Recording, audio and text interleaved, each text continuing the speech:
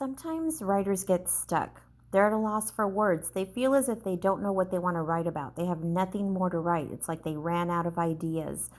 So I often wonder, what do writers do when that happens? Like, what do you do? So I was looking at this book, A Writer's Notebook by Ralph Fletcher, and I found this one chapter in here that I thought would really help. And it's called Writing Small. David is a fifth grader. After returning from vacation, he wrote this entry in his writer's notebook. Cape Cod is the best. I had tons of fun there and I can't wait to go back. David and I talked about what he'd written. If you liked the Cape that much, you'll probably end up writing more entries about it, I said. I gave him a challenge. I suggested that the next time he wrote about Cape Cod, he try to describe exactly what it was that made it so terrific. David did write another entry about Cape Cod. Notice the difference between his new entry and the first one he wrote.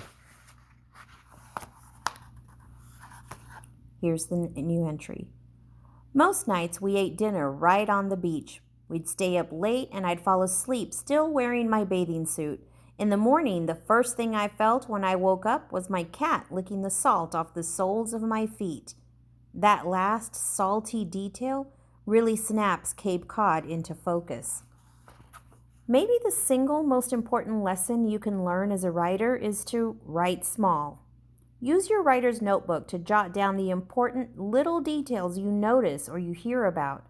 These details make writing come alive. I've learned the hard way that I almost certainly forget them if I don't take a few minutes to write them down. A single detail can sometimes give a window into a person's whole life. After my Aunt Mary died, my relatives gathered to help clean out her house. Among Aunt Mary's belongings, my mother found several half-finished sketches of birds and plants. This surprised us. I don't think any of us knew that my aunt had tried her hand at drawing. This is exactly the kind of small details I record in my notebook. My Aunt Mary lived a long life and she was always good to me, but the sight of those unfinished drawings started me thinking.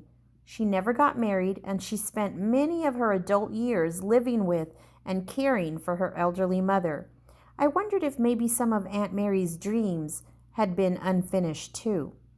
The world is jam-packed with millions of details to notice.